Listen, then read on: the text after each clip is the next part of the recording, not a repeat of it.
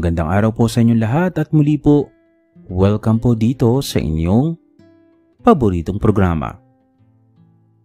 At ngayon po ang pagpapatuloy po ng jogging story ni Ian. Dear Kuya E, kumusta na po kayo? Another experience uli. Maraming salamat po sa positive feedbacks from the first morning jog. These stories na i-share ko ay totoo as I remember it. Ang salamat po sa inyong lahat. This story is my experience as a buyman. This happened during pandemic around 2020 to 2021.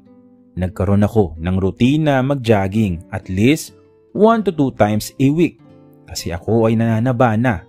Hindi naman kasi ako athletic. I really enjoy the jogging na walang halong ibang intensyon.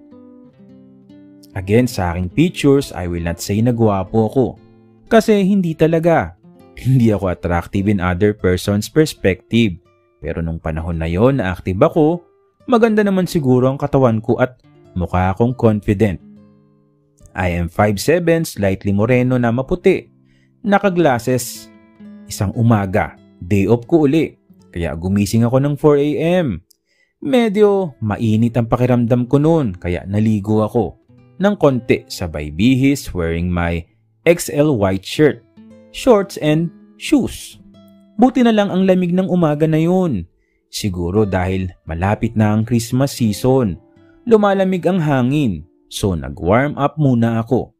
Walking then nakikinig ng Twice sa phone. Then nag-open ako ng Twitter. May alter account ako sa Twitter kung saan nanonood ako ng com. And that morning, corn ba to or porn? And that morning, someone chatted me sa Twitter. He asked if taga saan ako. Sabi ko, Muntinlupa. Then, ganun din daw siya. Wala talaga akong balak noon pero sabi niya saglit lang daw ako na pumunta raw ako sa kanila. Sinabi niyang details. Malapit lang daw sa City Hall mula sa isang apartment complex doon. I know the place kasi tropa ko malapit doon. Sabi niya he is 22 and college student. Medyo nagdalawang isip ako kasi baka mamaya scam pero nanaig ang L. Sinabi niya yung place, yung floor, yung door number. So umakyat ako. Pag-akyat ko, I saw a guy. Mukha siyang teenager. And he asked me if ako daw yung kachat niya. As I see him, he looked like someone na nasa 19 to 20. Mukha siyang 5'2". Payat na bulky. Halatang babad sa gym. Napakaputi. Matangos ang ilong. Mahaba ang hair hanggang panga niya and mukha siyang disente. And ang pinakapaborito kong parte ng kanyang katawan is kanyang mata. Yung mata niyang kulay brown at napakaamo, parang mata ni Martin Del Rosario. Nagkwentuhan kami ng saglit sabay. Sabi niya bago lang daw siya doon at yung mga kasamahan niya sa bahay ay nasa province kaya siya nag-invite. Hindi ko na rin kinuha yung name niya. Ang alam ko lang, kakagraduate niya lang.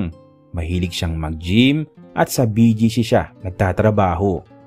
Mukha siyang mayaman kasi ang ganda ng room niya at ang updated ng gadgets. So ito na nga. He suddenly kissed me. He had these soft lips, parang labi ng babae. Mabango ang hininga at the same time. Naalala ko yung amoy cream silk niyang buhok. As in mabango. So nag-init ako. Pumalag ako. Hanggang sa dumating kami sa king size bed niyang kama. As in legit yung laki ng kama niya. Kasya ang 5 tao na kung hihiga. As we kiss, naghubaran kami. Sabi niya, gusto niya ako pagsilbihan kaya humiga ako sa kama. Then siya yung nagtanggal. Nagubad. Ang ganda ng katawan niya. Mas maganda kaysa sa akin. Tapos ang liit ng pops. Pero ang cute niya. Lalo siyang pumogi. Then, we continually kiss. at lantakan ng nipples and buong katawan ko. Ata ay hinalikan niya. Ganon din ang ginawa ko sa kanya. Romansa. Buong body. And as I kissed his body, sinabi ko na inggit ako sa abs niya. Sabi niya, inggit siya sa height ko. Then nilantakan niya sa akin. Para sa akin magaling siya. Walang sayad ang ngipin. Then maya-maya humiga siya. Ginaya ko. Maliit ang kanyang pops kahit matigas. Tapos nilantakan ko. Nagbaliktarang numero kami at parehas na ungol. Hanggang sa sumabog na nga ako sa kanya. Nilulon niya.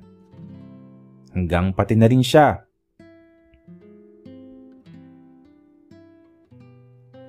Magaling kasi ako nung pasabog na. Nilaro ko na lamang ang kanyang pops. Nagpahinga kami ng konti noon, then nagsimula kami uli. Sabi niya gusto niya raw na magpapasok sa kanyang lagusan. Tapos ako noon, takot ako noon. Sabi ko ay yung aking daliri na lamang. First time kong makakita ng gwapong lalaki na nasasarapan habang naglalaro ako. Though mukhang nasasarapan siya pero hindi ko pa rin ginawa na pumasok kasi walang proteksyon. So habang ginagawa ko yun, nilalantakan niya ako. Para rin kaming nagbaliktarang numero. Matagal din. Hanggang sa hindi ko na kinaya. Sumabog ako sa kanyang bibig.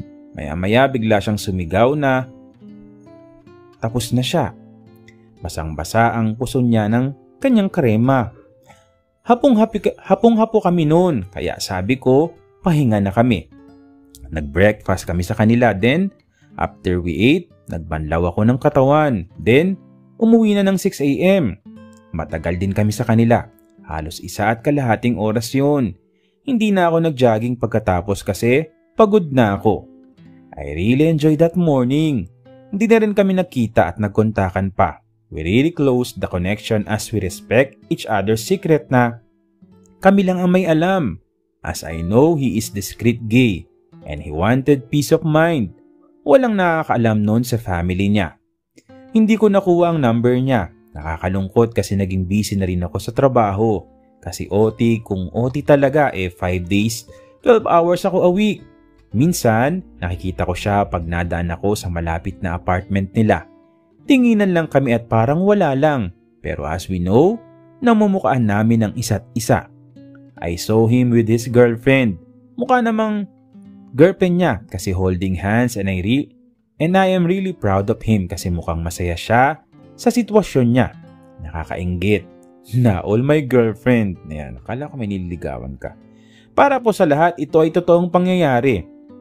Ayan, okay, tapos na yung kwento niya muli. Hintayin po muli natin dahil meron pang 3 ng kanyang jogging series. Muli, maraming salamat po sa patuloy na sumusubaybay, sumusuporta dito po sa inyong paboritong programa. Maraming salamat po sa inyong lahat.